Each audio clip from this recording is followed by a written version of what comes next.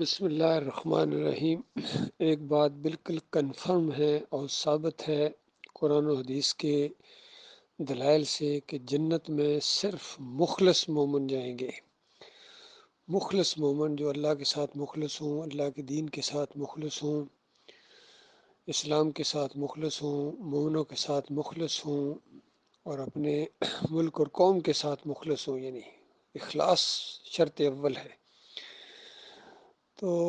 یہ دیکھیے اللہ تعالیٰ اپنے دین کا کام کافروں سے، مشرکوں سے اور مرتدوں سے، جو بھی جس سے چاہے، حتیٰ کہ ابلیس بھی کئی دفعہ بیچ میں استعمال ہو جاتا ہے، اس کو پتہ بھی نہیں چلتا اور وہ اللہ کے منصوبے میں استعمال ہو جاتا ہے، کیونکہ اللہ تعالیٰ جو چاہے کرتا ہے اور اللہ تعالیٰ جنت دے گا مخلص مومنوں کو۔ اس سلسلے میں دیکھیے یہ جو آج کل سوشل میڈیا کے اوپر ایک بڑا زبردست ویڈیو کسی نے بنایا، اس میں یو اے ای کے وہ جو لوگ تھے،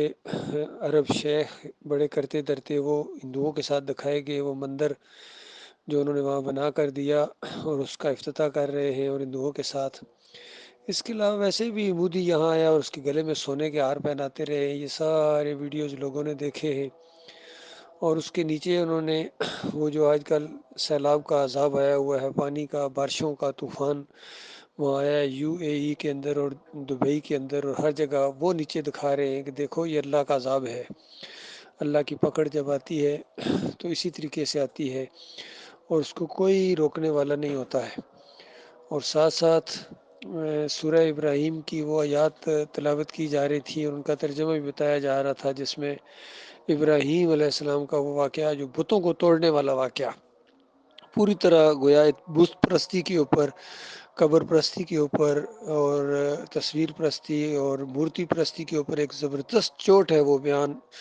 جو ابراہیم علیہ السلام نے اس قوم کے ساتھ کیا تھا۔ اور وہ والی آیات کہ جب کافروں اور مشرکوں نے اپنے معبودوں کی حالت دیکھی، اپنی مورتیوں کی اور گنبدوں کی، اور جو ان کے داتا دستگیر مشکل کشا حاجت روا تھے، جن کے سامنے وہ شیرینیاں لے کے جاتے تھے، نظر و نیاز لے کے جاتے تھے، پکارتے تھے، رکوع اور سجدے کرتے تھے، ان کی وہ درگت بنائی ابراہیم علیہ السلام نے۔ اور جب قوم واپس آئی تو کہنے لگی کہ کس نے ہمارے معبودوں کے ساتھ یہ سب کچھ کیا ہے؟ بڑا ہی کوئی ظالم ہے جس نے کیا ہے، یعنی یہ مظلوم ہے بیچارے۔ تھوڑی دیر پہلے یہ داتا دستگیر مشکل کشا حاجت روا تھے، واسطے وسیلے تھے، اور اب جب ان کی درگت بنی ہے تو یہ مظلوم ہو گئے ہیں۔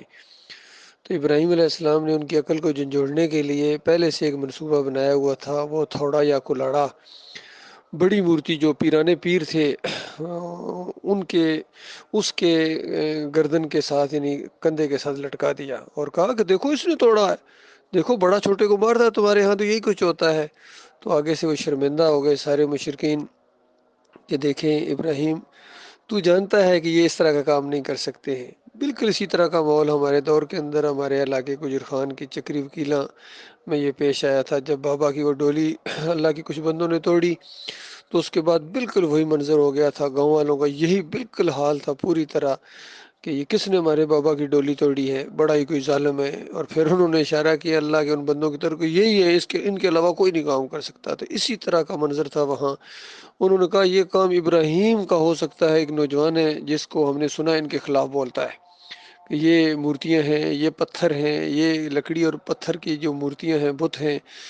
اور یہ تمہارے بابا حضرات یہ کچھ نہیں کر سکتے ہیں، بالکل بے جان لاشیں ہیں، اموات غیر احیاء۔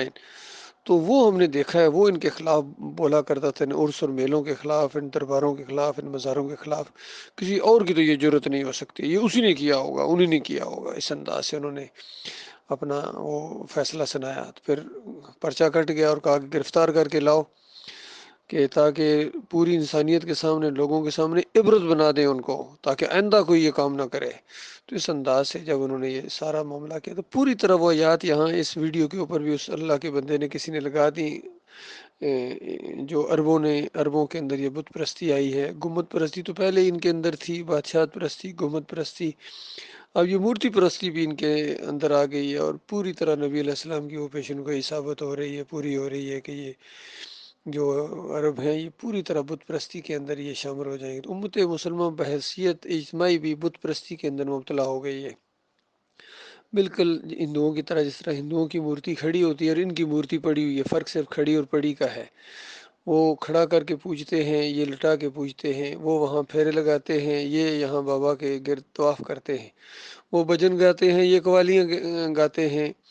وہ وہاں پرشاد بانٹتے ہیں، اور یہ نظر و نیاز کہتا ہے اس کو۔ باقی ساری حرکتیں وہی ہیں، ہر چیز وہی ہے۔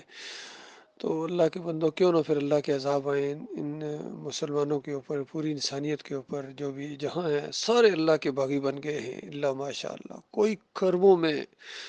میں یا اربوں میں کوئی ایک ہو، یعنی کروڑوں خربوں میں کوئی ایک ہو جو ایمان خالص کے اوپر ہو۔ باقی ان انسانوں کی عظیم اکثریت، اب دوسروں کو کیا کہا جائے، یہ مسلمان شرک کے اندر مبتلا ہو گئے، فرقہ پرستی کے اندر کوئی بریلوی بنا دیا گیا، کوئی دیوبندی، کوئی اہل حدیث، کوئی سلفی، کوئی صوفی، کوئی قادیانی، کوئی رافضی، مختلف ان کے نام ہیں، اور سب آپس میں بھی لڑائی جھگڑا کرتے رہتے ہیں، لان تان ایک دوسرے کو کرتے رہتے ہیں، کافر تک کہتے ہیں ایک دوسرے کو۔ یہ اللہ کے عذاب کی شکلیں ہیں ان کے اوپر، اور کبھی لڑائیوں کی شکل میں دیکھیں کس طرح میزائل ان کے اوپر برستے ہیں، کبھی اسرائیل کے میزائل ان کے اوپر، کبھی ان کے میزائل ان کے اوپر، اور یوکرین کی کیا حالت ہے، کشمیر میں کیا ہو رہا ہے، انڈیا میں کیا ہو رہا ہے، ہر جگہ افراتفری ہے، خشکی اور تری کے اندر فساد برپا ہو گیا، اور فساد شرک کو کہا گیا، فتنہ یہ برپا ہو گیا۔ انسانوں نے اللہ کے ساتھ اس طرح غداری کی ہے، کلمے کے ساتھ غداری کی ہے انہوں نے، یہ بہت بڑا جرم ہوا ہے ان کا۔ اور جب تک یہ توبہ نہیں کرتے ہیں، اپنے مالک اور خالق کی طرف نہیں پلٹتے ہیں، ان کی کوئی جو ہے نا تدبیر اور کوئی ان کی شمشیر کام آنے والی نہیں ہے، نہ ان کی کوئی تقریر کام آنے والی نہیں ہے۔ جب تک یقین محکم پیدا نہ ہو، ایمان کی دعوت نہ اٹھائی جائے اسی انداز سے جس طرح ہر نبی نے اپنے اپنے دور کے اندر اٹھائے، اور آخری نبی محمد صلی اللہ علیہ وآلہ وسلم کی یہ سنت ہے، سب سے بڑی سنت یہی ہے انبیاء کی بھی، کہ اللہ کی توحید کو مانا جائے، اللہ کو اکیلا مانا جائے، پھر اس کے اوپر جماؤ دکھایا جائے۔ یہ نہیں کہ یہ کوئی پیرہن نہیں ہے کہ چند دن پہنا اور پھر اس کو اتار دیا، نہیں، بلکہ اس کے اوپر جماؤ دکھایا جائے، اور پھر اسی کی تبلیغ کی جائے۔ یہ ہے صحیح معنوں میں تبلیغ۔ باقی تو ہر ایک تبلیغ کر رہا ہے، عیسائی بھی کر رہے ہیں، ہندو بھی کر رہے ہیں، سکھ بھی کر رہے ہیں، بریلوی بھی کر رہے ہیں، دیوبندی اور تبلیغی جماعت والے بھی کر رہے ہیں۔ یہ ان کے اپنے اپنے اکابرین کی اور ان کے اپنے اپنے مسلک اور فرقے کی تبلیغ ہے، یہ تبلیغ نہیں۔ وتواصوا بالحق، حق بات کی جو تبلیغ کرے کہ لوگوں تمہارا اکیلا مالک ہے، توحید کی تبلیغ کرے، رد شرک کرے، شرک پھیلانے والے طاغوتوں کی نشاندہی کرے، اور اس کے اوپر چوٹ مارے، اور پھر کل اعلان کر دے کہ میرا ان سے کوئی تعلق نہیں، تمہارے سارے مسلکوں سے، فرقوں سے، سیاسی پارٹیوں سے میرا کوئی تعلق نہیں، میں مسلم ہوں، میں اللہ کا فرما بردار ہوں، تو میں اللہ کی فرما برداری کی دعوت دے رہا ہوں۔ اس طرح یہ ایک سے دو اور دو سے چار ہوتے چلے جائیں، اور مضبوط اجتماعیت قائم ہوگی، اور آخری اب دور ہے اللہ کے بندو، اس کے بعد تو قیامت ہی ہے۔ یہ مضبوط بنیادوں کے اوپر جب تک یہ دعوت نہیں اٹھے گی، کوئی خیر نہیں امت کے اندر آ سکتی، نہ انسانیت کے اندر۔